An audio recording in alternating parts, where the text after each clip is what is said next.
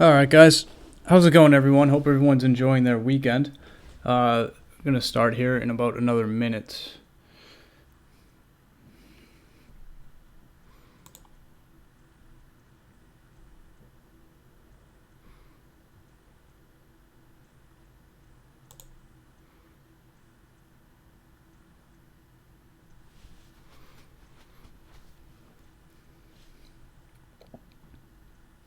All right, I'm going to go ahead and get started. So today we're going to talk about a lot about money management and trade management and some key things that went on this week.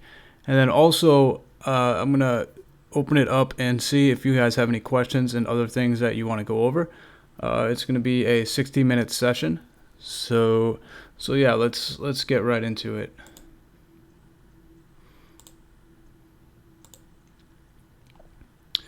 Okay, so I want to review a couple things because this week a pretty decent thing happened in the market that everybody should be cognizant of. Bank of America's chief investment strategist this week came out with a big letter that was in the news saying that he thinks in the second half of this year of 2017 that the market's going to hit a great wall and make a big correction downwards due to some headwinds in economic data and slowing earnings per share and stuff like that.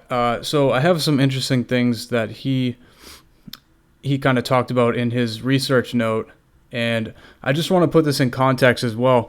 We are in one of the biggest, strongest bull markets ever in the history of the market, and this is kind of the chart of what we've been doing here since we bottomed in 2009. The market's up about 260%. And we did hit all-time highs last week, so we're getting very close to 2,400. So I'll just briefly touch on some of the things that he talked about and go over some of these charts. This is the news. The source, it came from Zero Hedge. Zero Hedge is great because they have a lot of news that someone on the outside you otherwise wouldn't really have access to, like how they get all these research notes from all these banks and stuff. I don't know. I know that the people on their news blog used to work on Wall Street, so they do have a way to the inside. But basically, he's saying his target on the S&P 500 is 2,500, and I'll share the link with you guys as well. But I just want to go over some of these charts. So you see, when the market is he's saying the market's in a cycle and with spreads. So part of the reason why a lot of people are getting more bearish on the market, even though we're at all-time highs, is because the Fed is going to start raising rates. And when rates are rising, that's not good for the overall general economy. That's good for banks, but it's not good for most other businesses. And the reason being is because higher interest rates, all these companies have higher interest expense on their debts. And it's just not a good, mortgages, the rates on mortgages go up. It's just not good on all loans go up. Rates on all loans go up. It's just not a good environment for the overall economy, which is why, this whole rally that the stock market had from 2009 till now was fueled by the quantitative easing that the Fed did, which drove interest rates lower. So there's over a 90% chance that the Fed is going to hike rates this March. And I thought that was interesting because the actual probability was in the 30 percentile leading up to Trump's speech, which is weird because when the Fed minutes came out, it seemed pretty clear to me that they were going to raise rates in March. And I was wondering why the probabilities were only 30%. And then some reason after Trump's speech came earlier this week, that went from 30% to 90%. And then Yellen talked on Friday, and it really sounds like they're going to be raising rates this month or doing another hike this month. So, that's kind of the basis of why he thinks, we're going to fall off towards the end of this year. You see here, there's only been 2 rate hikes in the last 10 years. So now that the Fed is starting to hike rates again, that's definitely not good for the overall economy. And when it does, now that we're starting to hike again, he sees that as not good for the overall economy. And you see what happens is the Fed tightens. They tighten up to a point where the next big correction, the next big bear market happens. And that's kind of what this chart is saying. They tightened up till the tech bubble. They tightened up until '07. They tightened up until 1929. That was one of the biggest. There's only two more times. And we're also going to touch on the market and how expensive it is. The only two times the market was more expensive than it is now was in 1929 and 2000. So I want to take this out of context and kind of review it with you guys, because this was a big note that came out from somebody at the top of Bank of America. Something we should respect, but also something that, whenever I see big headlines like this, I always think, okay. The first thing I think is against the herd. So like when I see a big headline like this, the first thing I think is, okay, how much farther can the market rally? Because obviously he's not going to be calling a top. He's not going to be calling the top. He's not going to be like 100% right, So, or at least in my opinion. So whenever I see stuff like this, I think, okay, what's the opposite side? How much farther can the market go? Kind of like against, the herd. But so this is what I'm showing. What I wanted to show too is how expensive the market is, and this is all things that we need to be aware of, because we're very due for a bear market, and I think this chief investment strategist from Bank of America, he thinks it's going to happen this year. I also talked about a couple weekends ago or about a month ago about me thinking that it's going to happen as well this year. The PE ratio, if you guys aren't familiar with what a PE ratio is, price to earnings ratio, it tells us how expensive a stock is relative to other stocks within their sectors. But this is the price to earnings ratio on the S&P 500, the Case-Shiller PE. It's a forward-looking ratio telling us how expensive the market is. So basically, you want to invest when the PE ratio is low, meaning the stock market's cheap, and you want to be very you don't want to be loaded up at a time like right now when everything is so expensive, right? You never want to be buying things at expensive levels.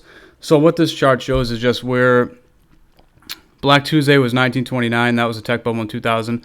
Like I said, this is the third most expensive the stock market's ever been. These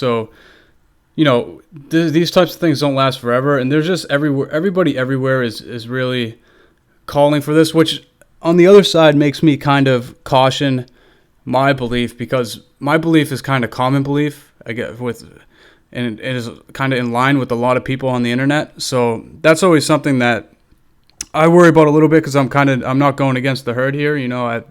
Everybody sees the same thing. Everybody knows the market's very expensive. Everybody knows where it's just so risky to be, invested heavily at these levels. So, a part of that makes me think that the market could go, even higher than 2,500. But these are all things that when stuff like this lines up, usually it doesn't end, it doesn't end well. There's usually a nice correction. So yeah, I wanted to touch on that big news point that came out. And then also a couple other things that happened this week was Warren Buffett came out with his annual shareholder letter. I'll share this document with you guys so you guys can read this stuff. And then I believe his first name's Brad. His last name's Hussman. He has a CFA. He's called like the last two big bear markets, the tech bubble, and then the one that happened, the subprime. And he's also calling this year for another one. So, and he's been on point. And they also released an annual letter, and that's the PDF there that I'll share with you guys. It's always great to educate yourself and read as much as you can and kind of understand what people that are, very experienced and have done a lot of analysis and research, kind of where their heads are at, what they're thinking. So those are two other big things that came out this week. So, this week was pretty eventful. We had, Trump spoke, and then the market rallied like 300 points the next day. The Dow rallied 300 points, and then Yellen spoke on Friday, and then this upcoming week we have non-farm payrolls on Friday. So this will be another eventful week this week. But a lot of things did happen this week, and it was that rally that we had on Wednesday was really, really crazy. I had a feeling that would happen. So yeah, I mean, and it ended up working out. We had a couple trades open this week, and those went pretty well. Yeah, so now we're just going to segue now. We're going to talk about money management and trade management. Does anybody have any questions before we go to the next section?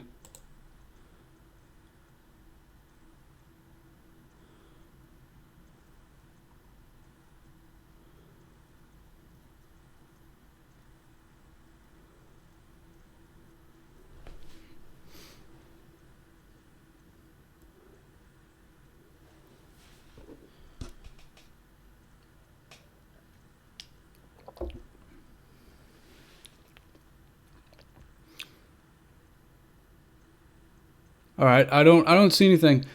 Yeah, Jack, we are all we are all excited about that. We haven't talked about money management in a while. I'm pretty sure. I know we didn't talk about it. I feel like it's been a long time since we've talked about money management. Um,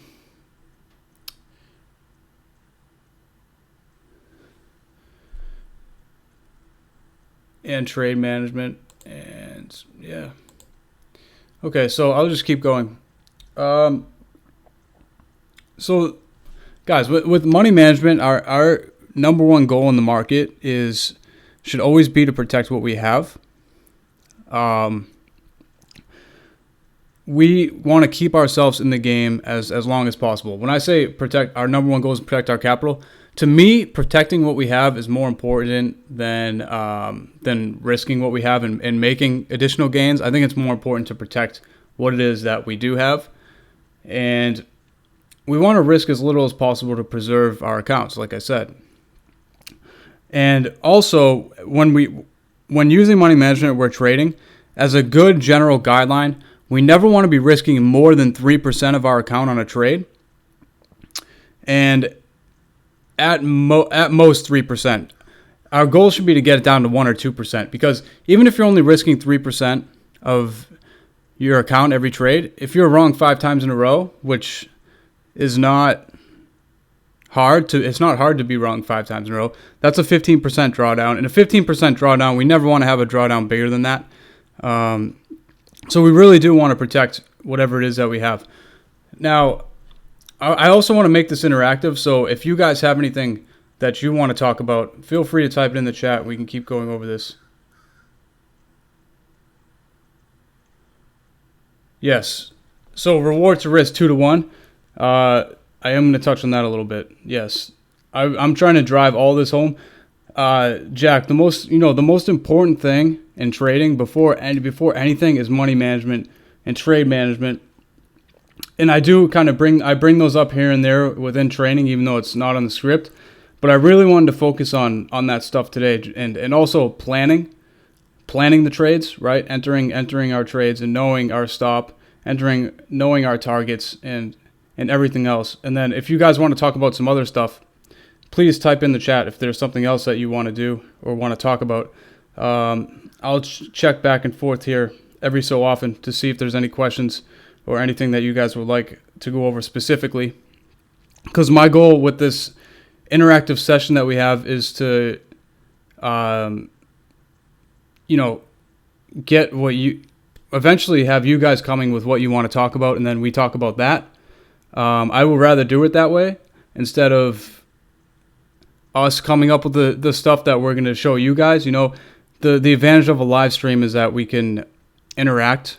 So exactly, yeah. I mean, it's very important, right? It's very important not to gamble. And you say, Jack, you say 3 to 5%. 5% is pretty big, man. I would say 3%. I would say 3% max. I would say 1 to 3% max, not 3 to 5%. It's with the 5% max, there's 3 trades wrong, and you're losing 15% of your account. 15% drawdown is nothing to sneeze at. You need to make, like, if you draw your account down 15%, you need to make like 20% on what you have to get back to even. So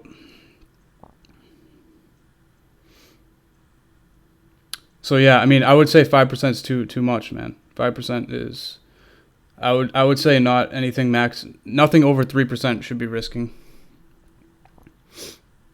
XOM, yeah, we'll look at the charts too on ExxonMobil.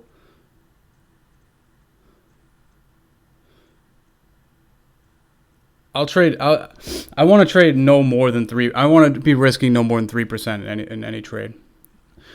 All right, let's just keep going along, chugging along.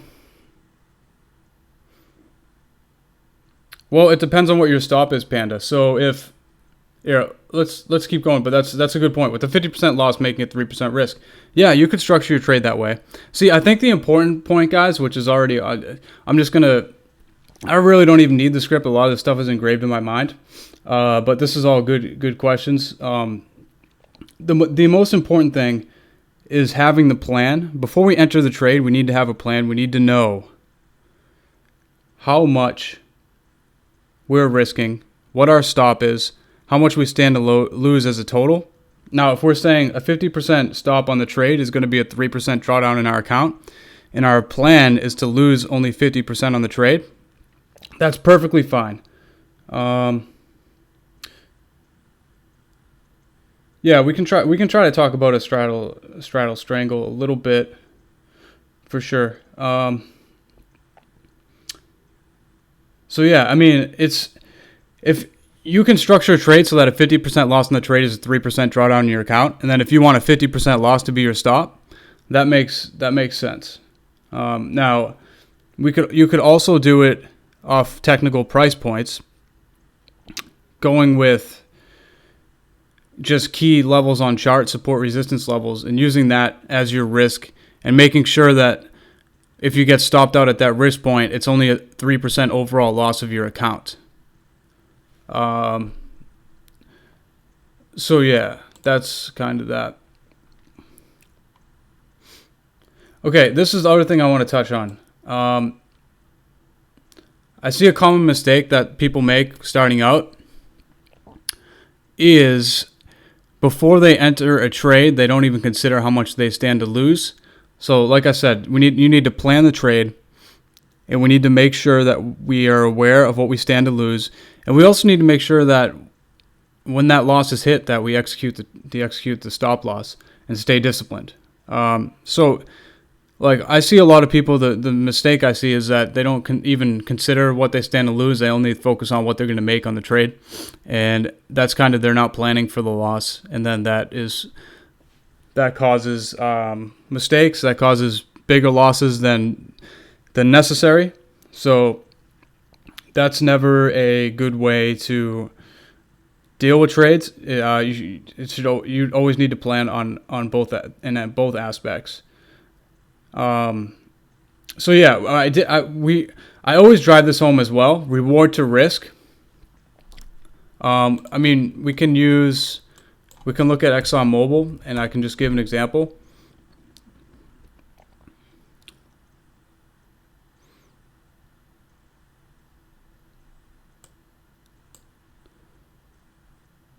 So ExxonMobil, I think we see 81 as support, right? So that would be our risk point, would be 81. So we're risking $1.50. So if we're risking $1.50, we want to make at least $3. We want ExxonMobil to go 82.50.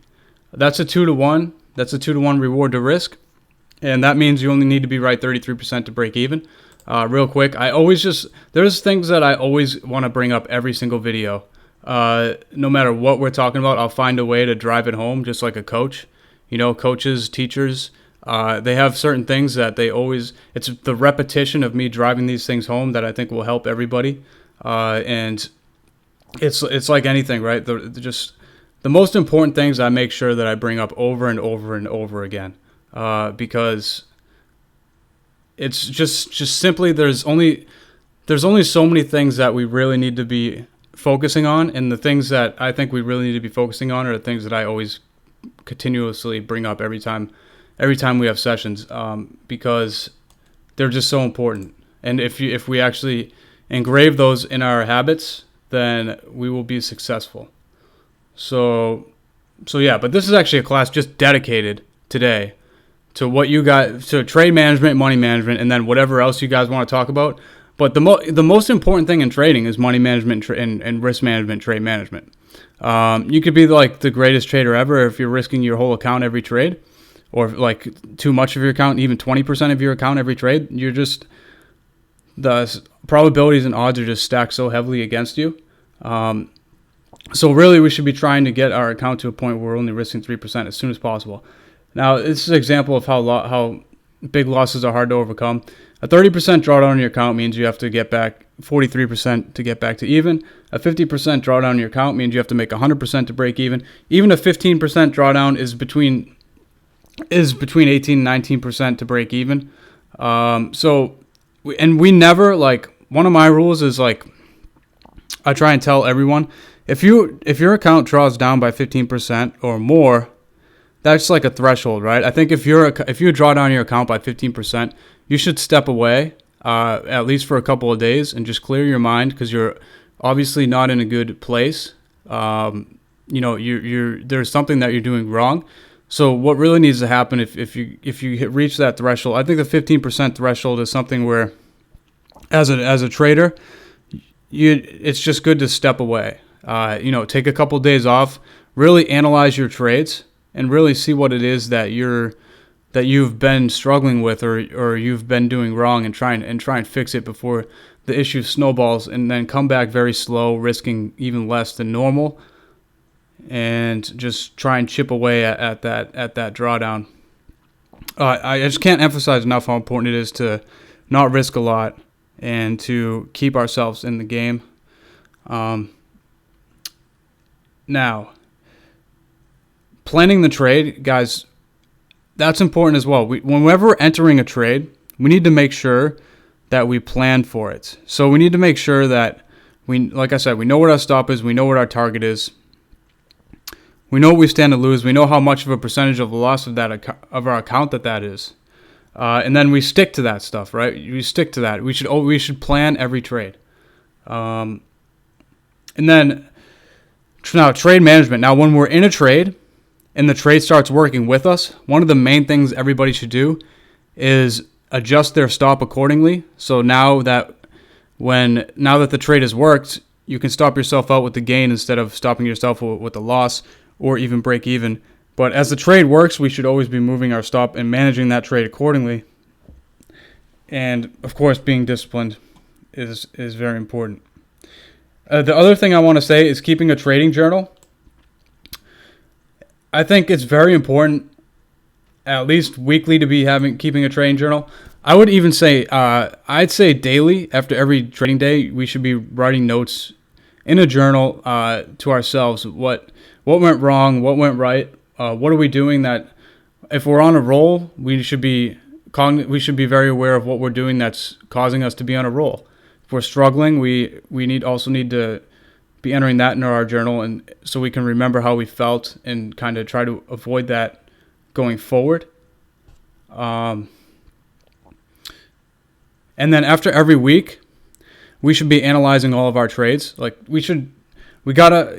trading, you gotta treat as a business. It's got to be serious. After every week, I think it's very helpful to analyze all the trades that we made for the week. And look at the trades we made right and what we were doing right again, and look at the trades we did wrong and what we were doing wrong. I can't emphasize enough how a lot of people are hard on themselves, very hard on themselves, and they make mistakes.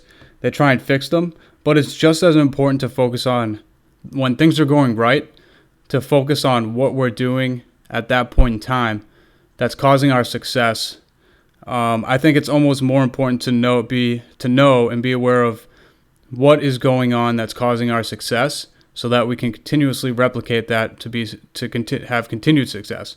And then obviously also being aware of the mistakes we made to avoid those. But some people focus too much on the mistakes they make, not being aware of what they're doing right when things are going well, because that's also what needs to be replicated. And trading, like I said, trading should always be treated as a business. And by keeping a journal and keeping inventory of all trades that we make, that's kind of a very serious way to take it, and will have the highest probability in leading to our success.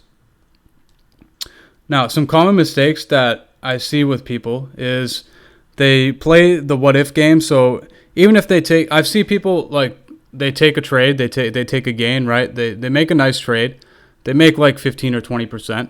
And instead of being grateful and then just forgetting about what the stock's doing next, they'll sit there and be like, "Oh, it just went up like another 5 points. I could have made like another 30%." Well, if you followed your plan and you made 15 or 20%, it doesn't matter what the stock does when you're not in the stock anymore. So like the what if game, by the what if game, I mean saying like,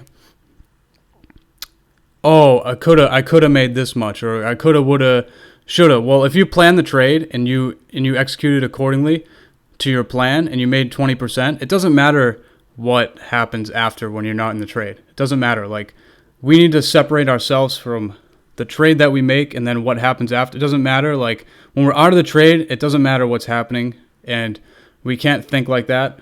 As traders, psychologically, you cannot think like you just can't think like that. You'll eat yourself alive. And then on the other end, if a trade goes against you, saying, "Oh, I shouldn't have, what if I didn't make that trade? I shouldn't have made that trade. I should have made this trade instead." It just doesn't help to play that game. Especially like thinking like, "Oh, I could have made more if I did X, Y, Z." We should, as soon as the trade is exited, we need to separate ourselves from that stock and no longer care what that stock is doing and just be ready for the next trade.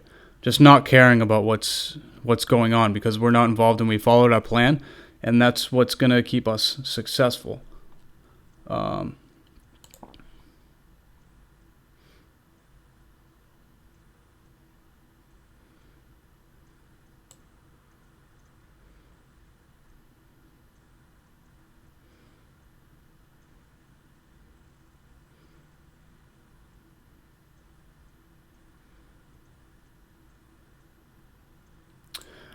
Peter, Zero Hedge is where I read that news. I'll share that link.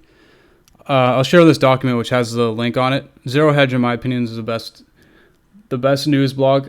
They have like an inside source in the street, so they see all this research that comes out and they put it on their website and they talk about it. But yeah, I mean that's Bank of America's chief investment strategist calling for that. So, and I'll also share the link to that article as well. What max percent would you recommend for the high confidence trades? I would recommend 3%, Panda. 3%. No problem. You got to understand, like, even risking 3%, it's not hard to be wrong 5 times in a row. And then that's 15% drawdown. I always want to protect what I have. Like, if you say it's 5%, if you're risking 5%, then you also just need to be aware that like your probabilities begin to stack against you. I mean, it's max if it's something you're really confident in. I wouldn't say any. I would say stay anything 5%. Less 5% or less. Because if it's just even a 5% drawdown, like then the next trade you make, you got to really avoid digging yourself into a hole. You get a 5% loss, and the next trade you risk even 2 or 3%. That's 8 or 9% drawdown. That's you're already getting up there. So it's just, I think 3% is the max that it should always be. And the lower the better. As our accounts grow, you want to make that. The goal is to make that as small. Like you want that to be like 1%. Always. You just always want it to be 1%. And I know that's hard. That's hard starting out. But once you have a couple 100,000, that 1% is really easy to stick to.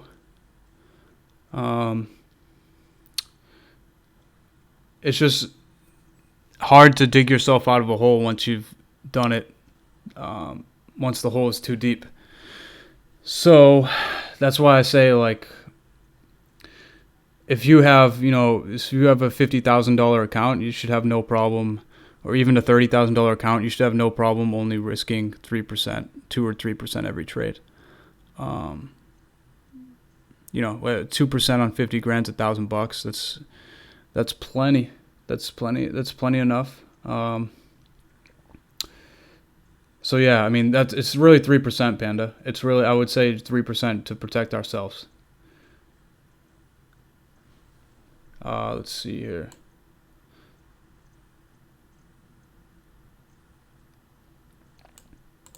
Okay, I think that's. Does anybody have any other questions before we keep going here and talking about just money management, trade management? We haven't really dedicated a class to this yet. I do. There is things that I bring up always, even though it's not in the script, just because I know how important it is. Like I said, repetition. But this is like the first time we've dedicated a whole session to these two topics, which I think is important, and I think that it should. I actually think it should have been done sooner. I think that money management, trade management is like the first thing that it's just overlooked, right? People don't even think about it. They think, oh, if I just learn charts and candlesticks, then I'll be fine. But really, it's not like that. Really, it should be the opposite. If you learn how to manage your money properly, then you'll be fine. So yeah, I mean, it's just having the right size and not, like I said, making sure we don't blow ourselves up. Does anybody have any other questions? All right, let's see what else we got here.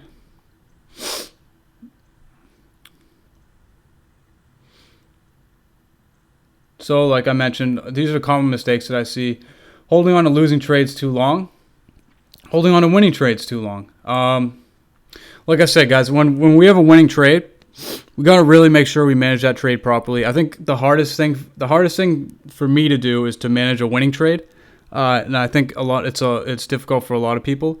But one of the key things being we need to move our stops up and adjust the trade accordingly as the trade works with us.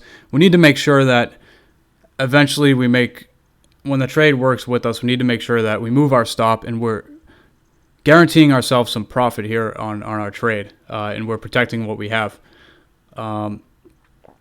So yeah, and then holding losing trades. If we enter the trade with the plan, we should never be holding losing trades too long.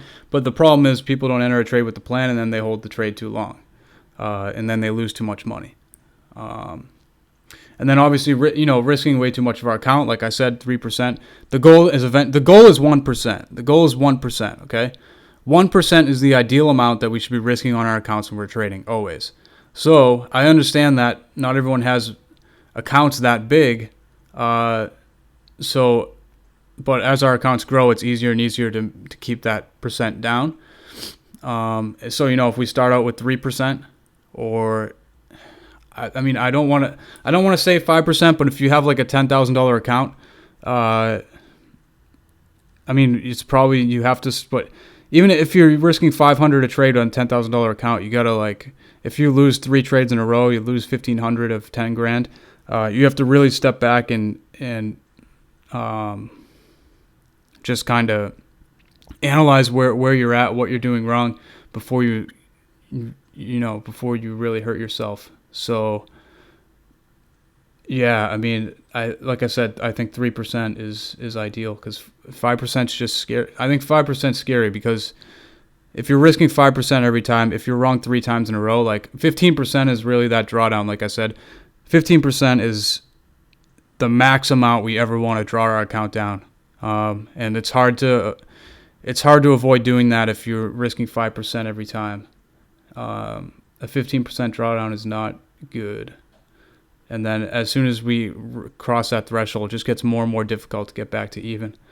We have to make way more, and it's just a snowball type deal. So that's why I say, please try and keep it at 3%, guys. Please. And believe me, I've learned a lot of these lessons. I've been doing this since 2008, 2009. I've been in the market, so I've learned a lot of these lessons the hard way. So a lot of the stuff I say is me, telling you guys what I wish someone told me, a lot sooner. So yeah, okay. So let's see. Risking too much of account, not planning the trade. Not being aware of the current market short-term trend. We're going to look at charts here soon. I just want to make sure that I cover these mistakes. Let's see, not understanding the flow of the market. We'll look at that.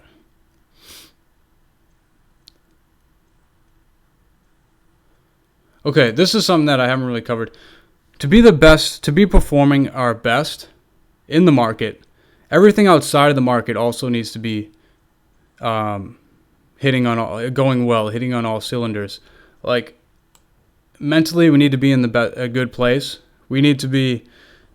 I think you'll see if you improve all aspects of your life outside of trading, your trading will get better. Especially health, fitness, diet. Like if you get on an exercising routine, or if you already are working out regularly, there's just the benefits that has even for your trading is really amazing. And I can't stress enough how important it is to make sure that our health, our fitness, everything outside of trading is also going well. Because if it's not, that can easily spill over into your trading.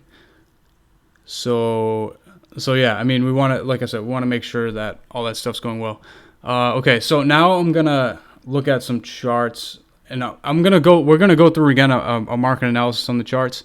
And does anybody have any questions? Is anything that anybody wants to see?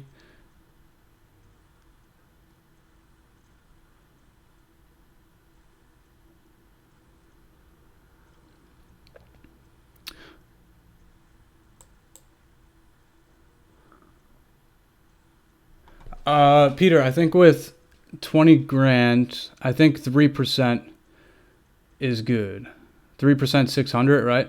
So the thing is, if you do 3%, or even if you do 2%, I think 2% is good. You say you're risking 400 on a trade. That doesn't mean you put 400 into the trade, because then you're risking 100% of the trade. That means you can put like 800 actually into the trade, and then stop out at 50%, and you're risking 400, right? So your risk doesn't have to be what you're putting in.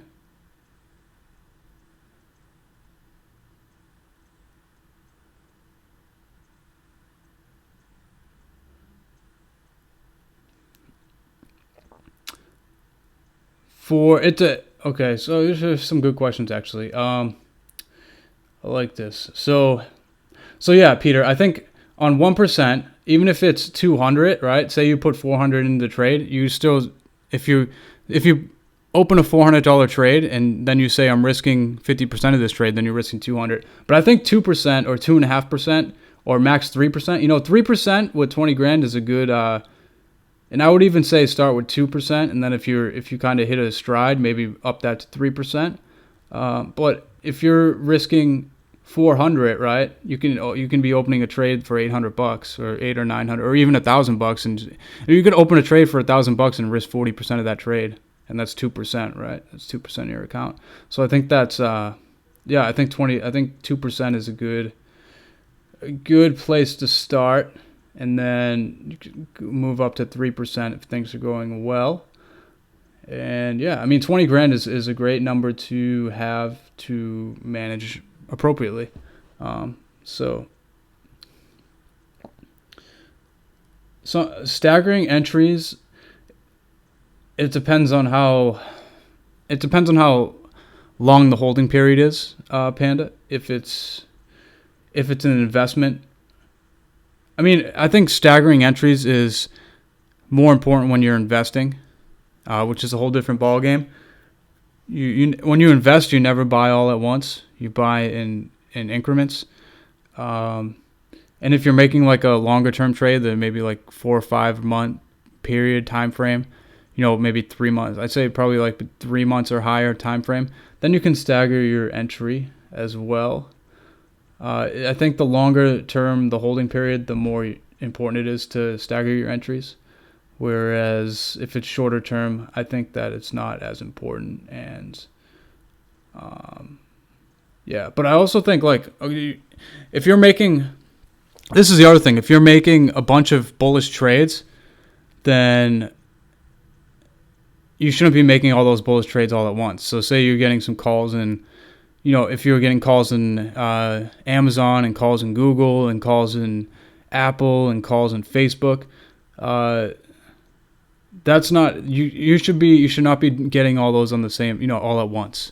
You should definitely stagger, like look at the market as a whole. If you're making too many bullish trades, then you should definitely be staggering all those bullish trades, You're making too many bearish trades. Like, you don't want to just you never just want to put on a bunch of trades all at once.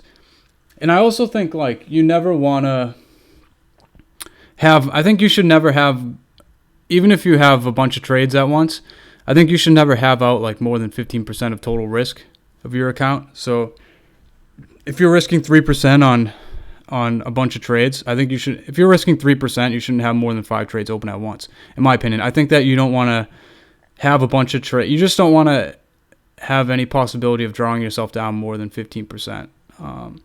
And I think 5 trades risking 3% is kind of a good guideline, but I think that's also a lot of trades to have open. I usually don't like to have that many trades open. Maybe, three or four, but I think 5 max, and you're risking 3% on those 5 trades. That's kind of a good ballpark.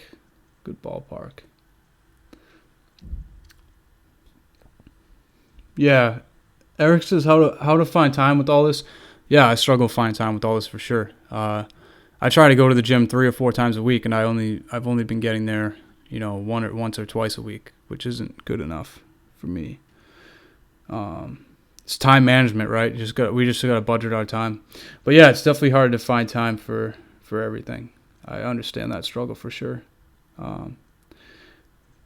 Because I also work in the corporate world still, so I have, when I get home from my job, it's either I go to the gym or I spend time with my family.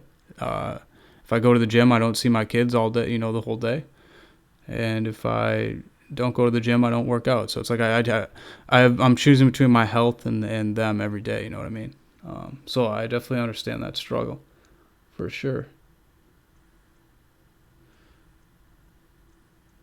But that's why trading will give us more freedom. So that's why this is why I love trading, because I know it's everybody. It's just such a good ticket to freedom, and I know that eventually I will have that freedom along with everyone else.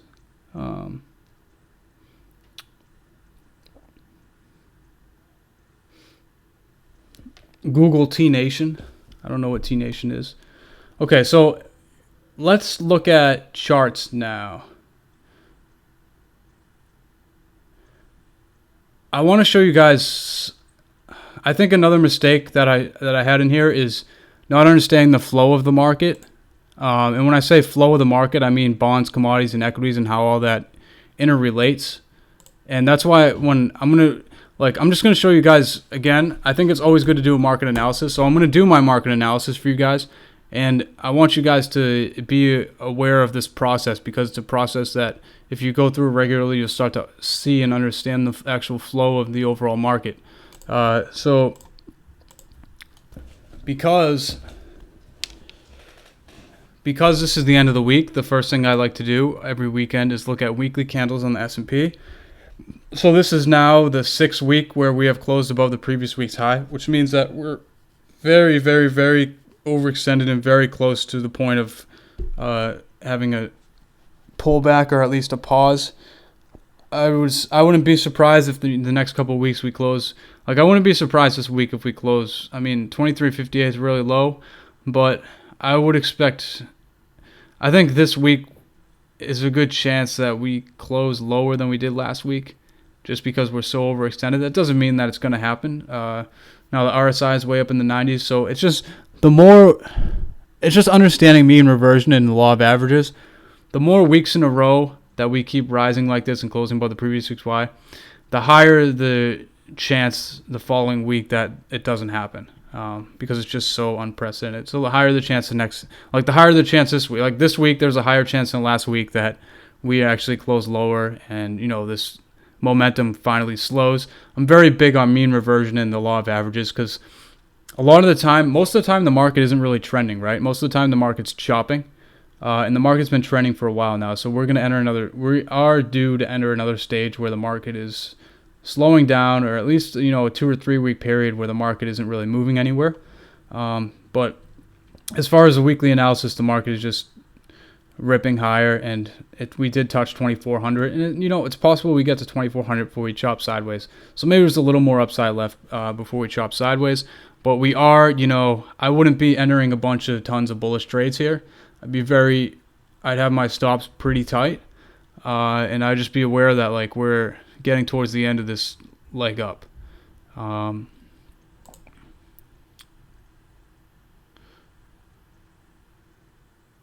So yeah, that's where I start. So I'd go through with S&P, and I'll just take you guys through kind of my analysis and what I see.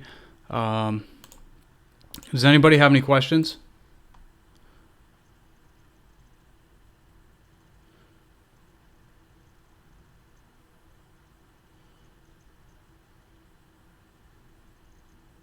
Yeah, Odin of Way. Odin of Way, it says T Nation. That sounds pretty cool. I've never heard of that. Actually, one thing I started doing over the summer that I've really seen great results is intermittent fasting. I would recommend everybody look into that. It's basically, there's different ways to do it, but the way I do it is I only eat an 8-hour window every day, so I fast for 16 hours, and I feel great. And, I lost like nothing crazy. I think I was 190 or 195. I lost like 10 pounds. Went from I agree. And it's great for your health. So many benefits to it. I went from like 195 to 190, I think. I literally went from like 190 to like almost like 175 from like 3 months of intermittent fasting. So yeah, now I'm at like 182. And I'm still doing a lot of intermittent fasting, but I put on more muscle. So yeah, I'm like 5'10", 180. But intermittent fasting helped me lose like 10 pounds in a short amount of time, and I wasn't even working out that much. But it just feels better to. So the way I do it is I don't eat my first meal till 2 p.m. And I think the whole thing about breakfast being the most important part of the meal of the day is just bullcrap. There's so much bullcrap in health and fitness.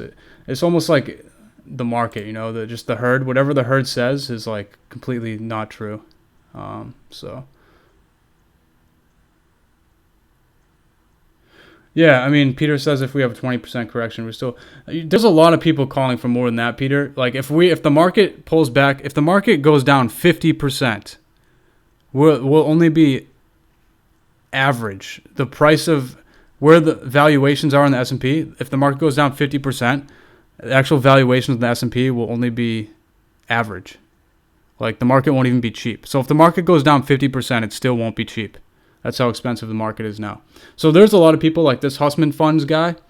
And I mean the Bank of America strategist as well. I mean, a lot of people are calling for like a 40 or 50%, But yeah, we've only had since 2009, we've only had like 20% corrections, or maybe it might have even only been one. That sort of thing. I want to look at this with you guys sometime too. These are all the big pullbacks we've had since 2009. So I think it's only one. All right, this is a 21% in 2011. Yeah, so we've had only one 20% correction since 2009, and that was 2011.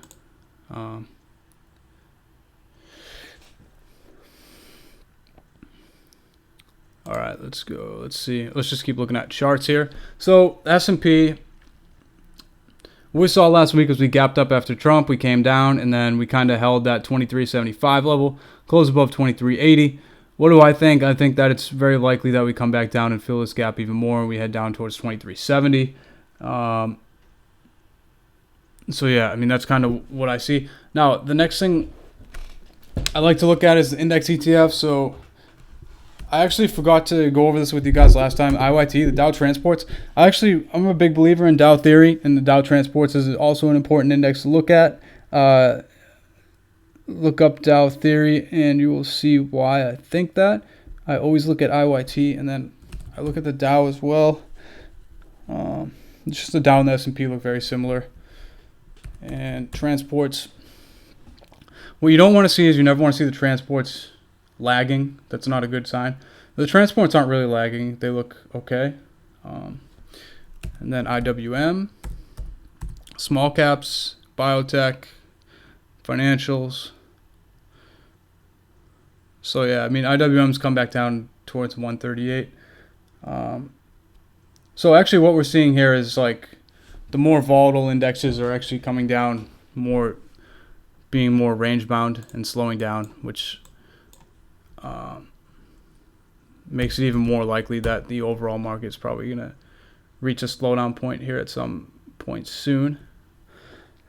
Biotech does look stronger. We finally eclipsed that 300 level. Let's see financials. Now, financials, I think, can do well this month because the Fed's going to hike, is very likely to hike this month, which is very good for financials. So banks should probably do pretty well.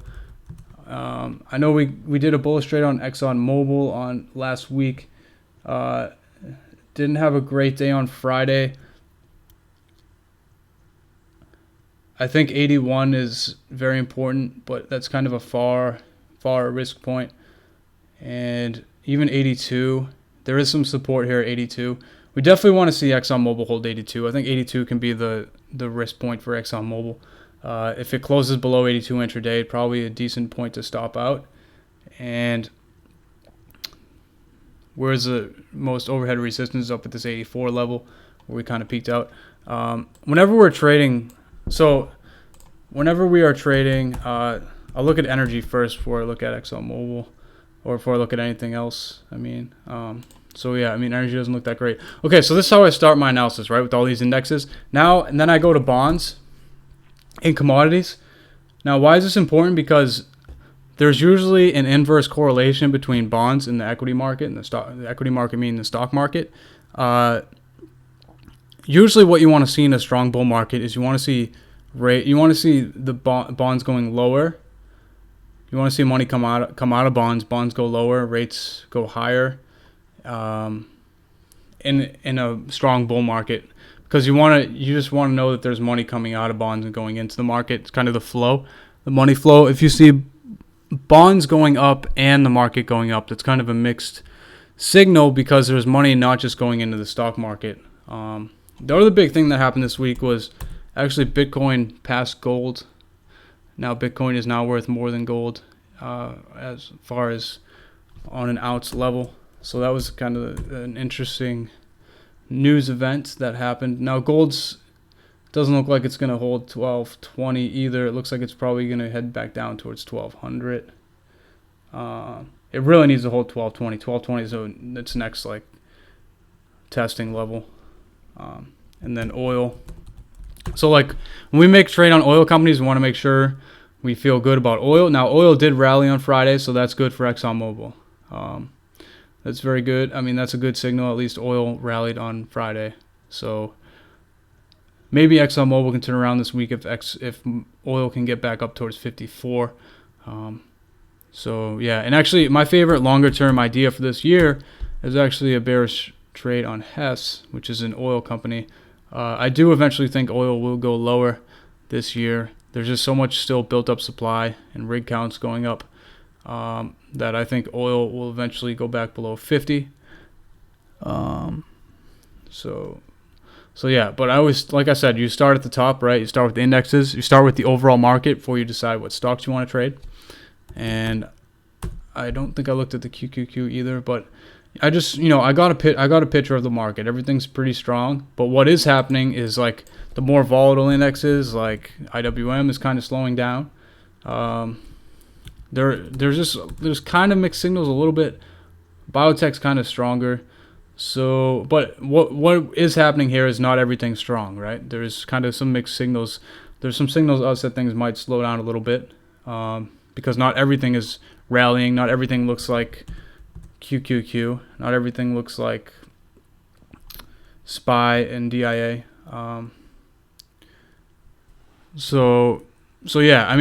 Basically what this tells me about these charts is this is not a great time to be doing much right now because we're at all-time highs. We're pretty ripe for a little pullback correction. The last thing I want to do right now is put on a bunch of bullish trades just because I know we're so overbought. We know the trend's up, so when we're trying to enter into a trend, we should be trying to enter into that trend when on a pullback.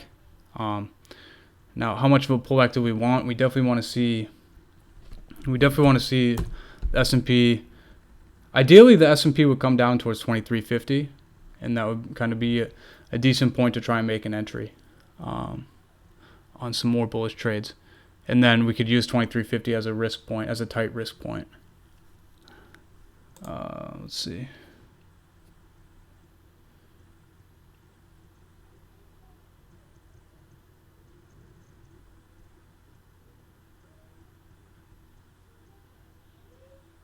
Well, Peter, when bonds are going down, interest rates are going higher. There's the inverse between the price of bonds and rates. So when bonds sell off, rates go higher. When bonds rally, rates go lower. But yeah, there was a point in time where bonds were rallying and the market was rallying for a while, for like a year and a half or so. Short term when you see when the market actually reaches an inflection point where it looks like it might start heading higher, what you want to see is if the market's just starting to break a range, like when we just broke 2300, you would like to see when you break like a key resistance point in the market, you would like to see bonds sell off short term. That way you know that there's money coming out of bonds as well. It's kind of just like a good sign to say, well, bonds are lower these past couple of days. We just broke a key resistance point. That's good, because we know that there's money coming out of bonds. And bonds actually are making, the price of bonds is what I'm talking about. The price of bonds we're very close to making lower lows, as I just showed on the TLT, because rates are spiking. In a normal market, you want to see bonds going down as rates go higher. And in a healthy market, higher rates isn't necessarily a bad thing, but in the market we're in now, higher rates is an atrocious thing, just because the Fed kept rates lower for so long that our market is just not going to be able to handle rates going higher. But short term is what I'm saying. You want to see it's good to see bonds come down, because that just makes what happened when the big rally we had on Wednesday is a good example. What happened was TLT gapped way down here, right? Which is a good sign. Bonds sold off, so money was coming out of bonds and going into the market. That day when the Dow rallied over 300 points, when you see big moves, kind of seeing bonds sell off on that day and money come out of bonds kind of gives you some confirmation that there's more possibility of more money going into the market, because there's money coming out of treasuries, like this 20-year treasury bond ETF.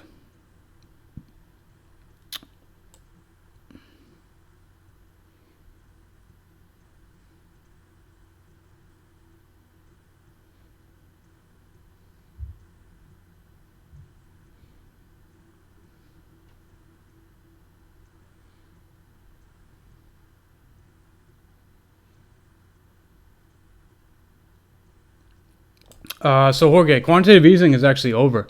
Quantitative easing ended I believe it was the beginning of 2015 that the Fed stopped quantitative easing. Now, what's happened is the Fed hasn't been raising rates like they said they were going to. So they stopped buying bonds, but they haven't been raising the short end of the curve. They've only raised the short end of the curve twice so far. So it remains to be seen. I mean, quantitative easing's over. So yeah, eventually we're definitely gonna go into a correction. I think it's gonna start with GDP slowing, which it kind of already has. As soon as we have a quarter where GDP is negative, that's gonna kind of be the first flag to be that will be raised. So yeah, but quantitative easing has been over now for a couple years.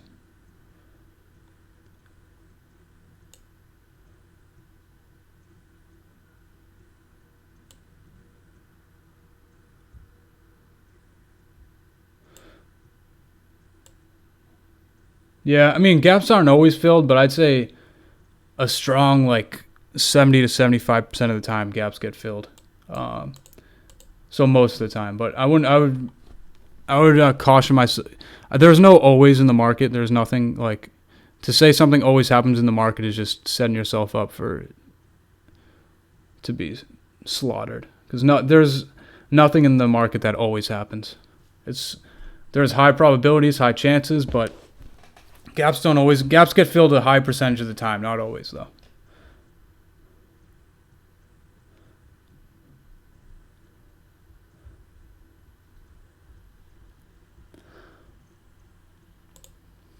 Let's see.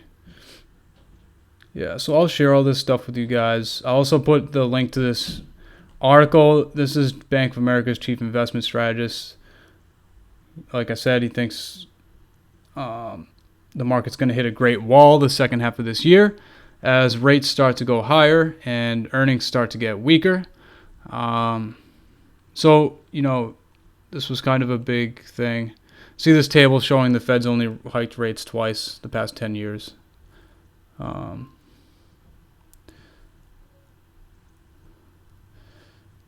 So, yeah, and the idea being like the Fed hikes rates until the next crisis.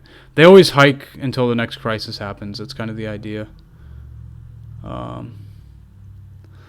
So now that we're not in a period of easing anymore and we're in a tightening period, that's not good for the economy. That's kind of the idea. Tightening being the Fed's raising rates.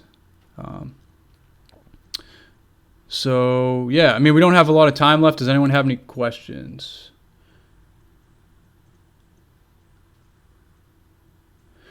Yeah, the debt ceiling limit's something that people have started talking about more. Well, Panda, could definitely negatively impact the market if they don't come to an agreement before that date, for sure. And there's going to start to be some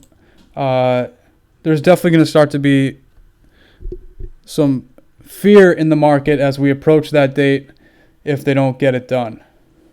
And we'll definitely see the VIX probably elevating itself into that date. The longer it takes them to get another deal done leading up to that date, the worse it's going to be for the market. What is my opinion on ExxonMobil? My opinion on ExxonMobil is that I like that oil rallied on Friday. That's a good sign. Is this a bearish engulfing candle? Yes. Friday's candle is a bearish engulfing candle. That is correct. So yeah, I mean, it's really like 82 has got to be the line in the sand. Where if it's below 80, if it goes below 82, it really should stop ourselves out. Because Friday was a bearish engulfing. We did get a nice little pop, but it didn't really last long. And what's interesting is oil has been flat here. See, this is the type of stuff I see, like where I feel like there's people that know more. There's people that obviously know more than us that are on the inside. Oil has been flat now since December, or actually rallying. But these oil companies have not been doing well, as you would expect. Normally, oil companies and commodity, like gold miners, for example, any commodity type company, they trade very highly correlated to their commodity, whereas these oil companies, it's been exactly the opposite. And I did talk a little bit in the chat this week about an article I read about some of the biggest oil companies like ExxonMobil and Chevron, etc., are just burning so much cash because they're still paying out their dividends. And with oil, pretty much the price of oil being cut in half in the last couple of years, that the oil sector as a whole has not kind of seen the full scale of that negative impact on their business cycles yet. So I don't think the shoe has dropped yet all the way, which is why, I think it's going to be even worse on smaller oil companies like Hess, just because Hess has such an ugly financial. They have an ugly balance sheet, they have a lot of debt. They're paying a lot of interest on their debt, and rates are going higher. The rates going higher is really going to hurt oil companies because they have so much debt. Because they leverage themselves. A lot of these companies leverage themselves so highly when the price of oil was so high because they thought they could just keep producing at those prices. Excuse me. They thought they could just keep producing at those prices, but really what they did is they all did the same thing and they all produced way too much, and that's what caused the price of oil to collapse. Oversupply. And there's still oversupply. So, I mean, yeah, Friday was a bearish engulfing candle. So I would say 82 on ExxonMobil is a good stop point. But I think Dave has his plan for the trade. So I would say go with Dave's plan, whatever Dave's plan for the trade is. I would follow his plan. But I think 82 is a key technical level to be aware of. I don't know exactly what Dave's thoughts are on that. That's what I see. And he put on the trade. I mean, the trade looked good the day before, but Friday was not a good day.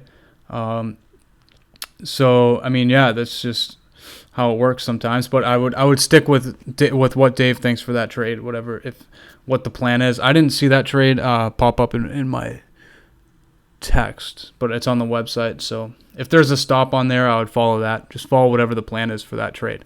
And that's what, like, drive that home again. Entering a trade, we should know what the plan is. Even doesn't matter whose trade it is. If we give trades, you should know what your stop's going to be. Either use the stop we give or have your own stop, but you got to enter the trade knowing what your stop's going to be. I think Dave likes to use 50% a lot as a stop point, so he might be using the 50% on that trade, the 50% loss. But you have to make sure if you're using a 50% loss on a trade, that a 50% loss in that trade is not more than 3% of your account. If a 50% loss in that trade is going to be like 10% of your account, you obviously should not be using a 50% loss on that trade. So yeah, I mean, that's what I have to say about ExxonMobil. Friday's price action was not good, but the good thing is on Friday, oil did rally. So if oil rallies again on Monday, ExxonMobil could get a boost. So it's possible that it can still work.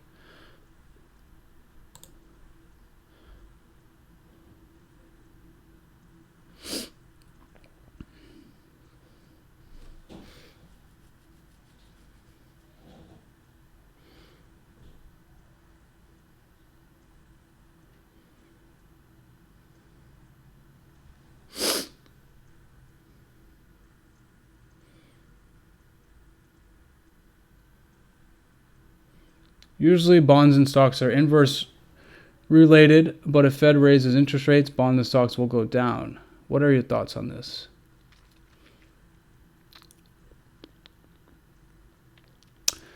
Yeah, I mean, in a normal market where the Fed's not pumping money into the economy and easing, a normal market when bonds are going down, that's not a bad thing. That's not a bad thing for the overall economy because that means more growth. As rates go higher, that generally means there's more growth in the economy, which is not bad. But yeah, I mean, my thoughts are that higher interest rates are just not good for, like, higher rates are so bad for our economy because GDP is so low. Employment is not great.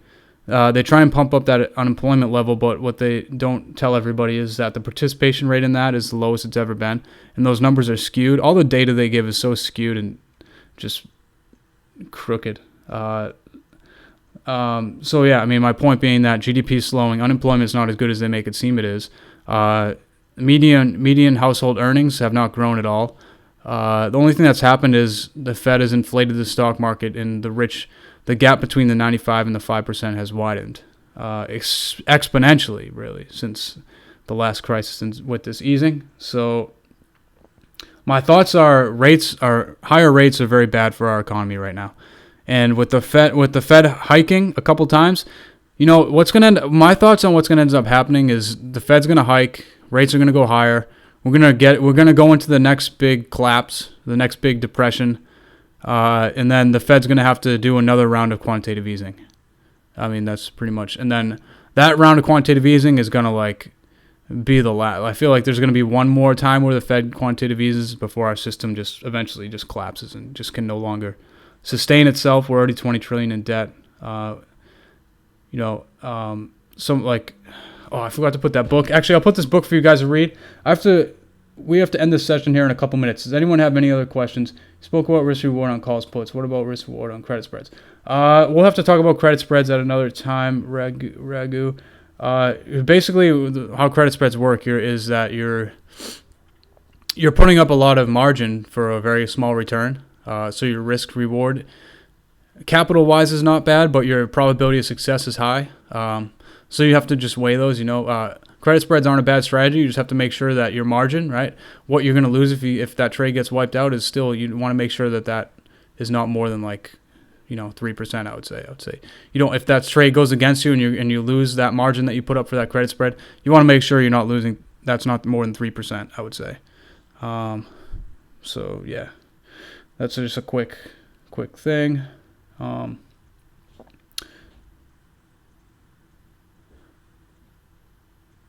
Yeah, it's sometime this month. I don't have the date. I'll look it up and let you guys know in chat. For when the meeting rate hike is. That's a good question too. On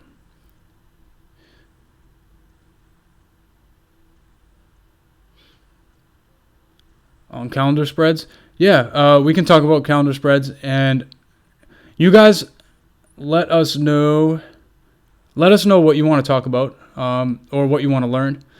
I'm glad that we got to just do a whole session on money management and trade management, and then I also walked you guys through all the charts and how I do my top-down analysis of starting with the indexes and analyzing the market first before you trade stocks. Analyze the market, right? Trade the market. That's what I say. Trade the market, not stocks. Trade the market, not stocks. Analyze the market, not stocks. Start with the market, and then you can look at the stocks, and it should agree with your overall analysis on the overall market. One thing I want to do is I want to recommend this book to you guys on why I think our system is just going to collapse eventually. It's just because it's just so friggin' our system is just, this whole election cycle really opened my eyes up to how messed up our system is. And so I've been reading a lot about it, and I read a couple books about it. I would actually probably put this book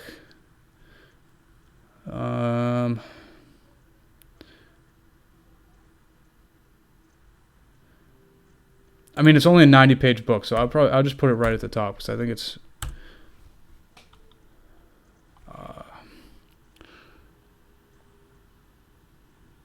here. I'll share this in the chat after we finish going live. I'll add these couple things and then share this document in the Santa Relay Exchange chat. And then let us know what you guys want to cover next week. Yeah. I just like to do the live stream. I want to make it as interactive as possible. So the more that you guys questions you can come with and we can interact, the better.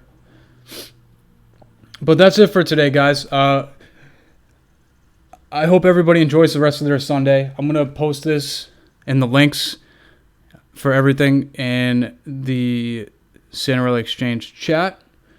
And like I said, I hope everyone has a good weekend, and I hope this session was helpful for everybody. I enjoyed teaching this and talking about this.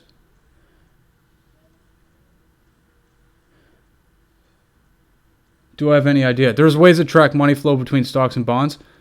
But as far as actual knowing, just the actual bond market dwarfs the stock market in size, right? So the actual treasury bond and bond market is I want to say 30 times the size of the stock market. So when you see bonds going down, you know that there's a lot of money coming out of bonds. Actually, tracking the actual money flow between everything is something that's not easy to do, and I don't have any way of doing it. And I think to be able to do it, it's not cheap to get that access to that information. I'm glad that you guys found this helpful because like I said, the trade management, money management is the most important thing, guys. We got to stay disciplined. We got to plan every trade. Okay, you have to go into every trade and having what your plan is. I'm actually going to put Trading in the Zone as a second book instead of Psychology of Trading, even though they're both important. I will share this. I'm going to sign off now, guys. Enjoy the rest of your Sunday.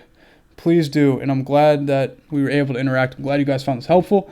I love the process of helping people improve. Dave and I both love that process. Love the process of coaching. I know sometimes, in the beginning, maybe it seemed a little repetitive, but like I said, I'm always going to drive home the key points that I think are the most important for everyone. I'm always going to repeat myself because I'm trying to coach and teach you guys.